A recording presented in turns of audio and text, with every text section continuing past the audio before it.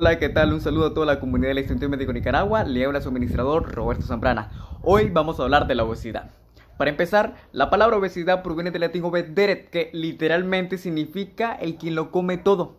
La obesidad es una de las enfermedades más antiguas en el mundo. De hecho, es tan antigua que incluso está presente en la prehistoria. Durante esta época, el hombre básicamente dependía de la recolección de plantas, tubérculos y entre otros vegetales, así como la ingestión de insectos y animales pequeños. En resumen, el hombre era vegetariano. Recordemos que vegetariano no significa comedor de verdura o comedor de plantas, no, claro que no. La palabra vegetariano proviene del latín vegetaurus, que significa comer completo, fresco y vivaz. Pero volviendo al tema, ¿por qué decimos que la obesidad proviene de esta época? En esta época el hombre afrontaba muchos tiempos de hambruna y dichos tiempos hicieron que éste evolucionara un mecanismo compensatorio para poder sobrevivir. Y dichos mecanismos compensatorios hoy en día son patológicos. ¿Por qué decimos que son patológicos? Porque vivimos en una sociedad donde estamos rodeados de comida altamente tentadora. Si bien es cierto, la obesidad tiene su parte religiosa y esta representa uno de los 7 pecados capitales. Sí, claro que sí, la gula. Ahora bien, resulta una idea simplista o una teoría simplista pensar que la obesidad nada más se expresa por la ingesta excesiva de alimento y por el menor gasto energético. No, claro que no. Eso es una completa falacia. ¿Por qué decimos esto? Porque la obesidad es un trastorno heterogéneo y para que éste se exprese depende mucho de factores donde podemos destacar los factores psicológicos. Aquí tiene que ver mucho la cultura y la educación de la persona y los factores sociales como lo que mencioné anteriormente, el acceso a los alimentos y por supuesto los factores biológicos. Entre ellas podemos destacar los genes. Ahora bien, por ejemplo, existe un gen, el gen FTO. Si este gen FTO se sobreexpresa en una persona, esta persona va a perder la saciedad y como respuesta común o respuesta compensatoria del cuerpo va a tener una ingesta excesiva de alimento, ¿no? Pero en sí, ¿qué es la grasa? ¿O de qué está compuesta la grasa? El tejido adiposo se compone de adipocitos y estromas, que es el tejido de soporte, ¿no? Y células inmunitarias. Aquí podemos destacar los neutrófilos, los macrófagos y los linfocitos T. Y junto a esto conforman el microambiente celular. Pero, ¿de dónde viene? El adipocito proviene de la capa germinativa del mesodermo. Esto a su vez migran a la notocorda. Y en las 14 semanas de gestación, en primer lugar, lo primero, se van a distribuir a la cara. 2, el cuello, tercero, la mama y después la paraabdominal. Ya en la semana 15 de gestación, estos se van a distribuir a los hombros y a la espalda. Y en las 16 semanas de gestación se van a distribuir a las extremidades superiores, inferiores y al tórax anterior. Y ya para finalizar, en la semana número 23 de gestación, estos se van a distribuir al tejido celular subcutáneo. Pero, ¿cuáles son las funciones de los adipocitos?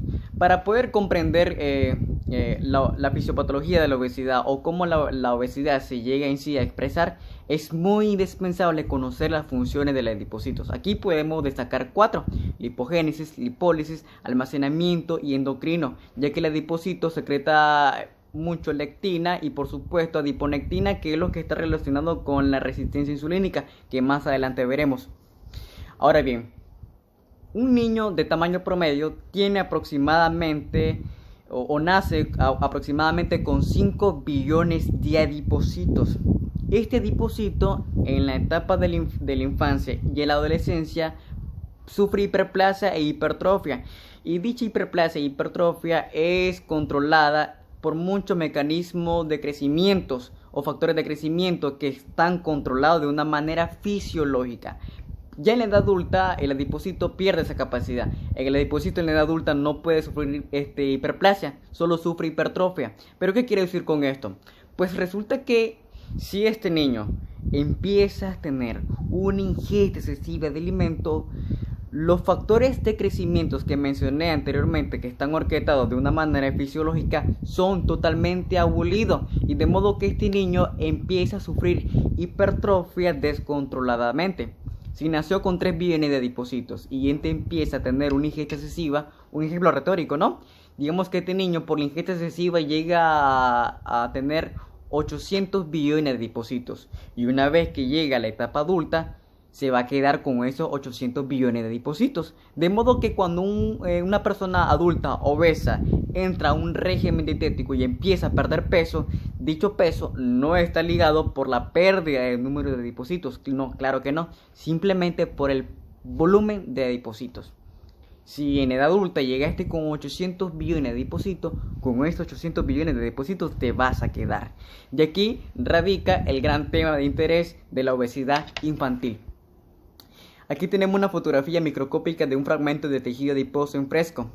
Como mencioné anteriormente, el adipocito tiene como función almacenamiento, ¿no? Y este almacena energía en forma de triglicéridos. En una forma fisiológica, este llega a almacenar 0,5 microgramos, pero de una forma patológica, este incluso llega a almacenar 1,2 microgramos de triglicéridos. Es una completa barbaridad. Ahora, aquí tenemos a Juanito. Juanito en un principio era vegetariano, pero empezó a sentir cierto gusto por la carne y Juanito se convirtió en una persona carnívora. Y a su vez, esto llevó a Juanito a convertirse en alguien omnívoro, comía de todo. Pero Juanito empezó a entrar a la universidad y no le quedaba mucho tiempo, de modo que ni modo empezó a ser chatarrero y ya por último empezó a ser carroñero, porque Juanito sintió un exquisito sabor a la carne podrida. Sí, claro que sí, a la carne roja. Y así Juanito entró al mundo de la obesidad. Pero en sí, ¿cómo es que esto se llega a expresar? Para que nosotros tengamos hambre, en nuestro estómago se secreta una hormona, la hormona grelina. Esta hormona grelina viaja por el torrente sanguíneo y llega hasta el núcleo arqueado, y aquí se da la sensación de hambre, de modo que empezamos a comer. Resulta que, como mencioné anteriormente, que el adipocito tiene una de las funciones de almacenamiento y una parte endocrina, ¿no? Dije que el adipocito secreta mucho lectina. La lectina es una hormona que es secretada por el adipocito y esta hormona es la encargada de informar cuánta grasa tenemos nosotros en nuestro cuerpo. De modo que una persona obesa tiene demasiada lectina. Pero la deficiencia de lectina, curiosamente, no está relacionada con la obesidad. Lo que está relacionado con la obesidad es la deficiencia de receptores de lectina. Ahora bien, de una manera cronológica, como dije anteriormente, la obesidad es un trastorno enterógeno y por ende no hay una fisiopatología como tal. Pero imaginémonos que la fisiopatología de esta obesidad es por la ingesta excesiva de alimentos. Entre más grasas tenemos, más lectina tenemos. Y entre más lectina tenemos, nuestros receptores de lectina están abolidos y nuestro cerebro no tiene o no encuentra la forma de cómo saber cuánta grasa tenemos en nuestro cuerpo. De modo que hay una alteración del perfil secretor. A su vez, hay una resistencia insulínica, porque entre más grasa hay más lectina. Pero lo que no hay es adiponectina, y la adiponectina es la hormona encargada de sensibilizar a la célula para que la insulina tenga efecto en ella y así entre la glucosa, de modo que se expresa el primer característica clínica a nivel dermatológico en la obesidad, sí, la acanthosis nírica. A su vez, esto conlleva una función mitocondrial diseñada e inducción de estrés del retículo endoplásmico, y por último se da la lipólisis basal. ¿Qué hay de la distribución? En el hombre y en la mujer es muy distinta la distribución. Empecemos por el hombre. El hombre, en primer lugar, llega a almacenar su grasa en el tejido subcutáneo. Y luego, como segundo lugar, existe una teoría, la teoría portal. Esta teoría indica que después de que la grasa se llega a almacenar en el tejido subcutáneo, este se llega a almacenar al hígado y después al hígado van a las vísceras y ahí se forma la obesidad central. En la mujer es muy diferente.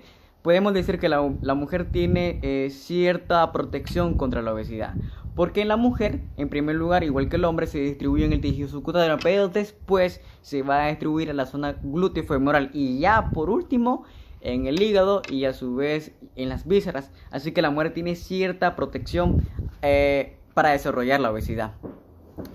La obesidad y sus complicaciones. Aquí tenemos una lista de todas las complicaciones que da la obesidad, donde podemos destacar los síndromes metabólicos, los trastornos cardiovasculares y por supuesto la diabetes mellitus, artrosis, los trastornos tendinosos y faciales y por supuesto trastorno de la piel. Ahora, el diagnóstico y el tratamiento. Tratamiento, régimen dietético, actividad física y por supuesto intervenciones conductuales. Hay algunos fármacos que podemos utilizar en la obesidad. Y por supuesto, como dije anteriormente, el diagnóstico es meramente el índice de masa corporal. Un índice de mayor de 35 ya es una obesidad mórbida. ¿Y qué hay el pronóstico de estos pacientes? El pronóstico es bueno si el paciente se somete a lo que el médico o el nutricionista le dice, ¿no?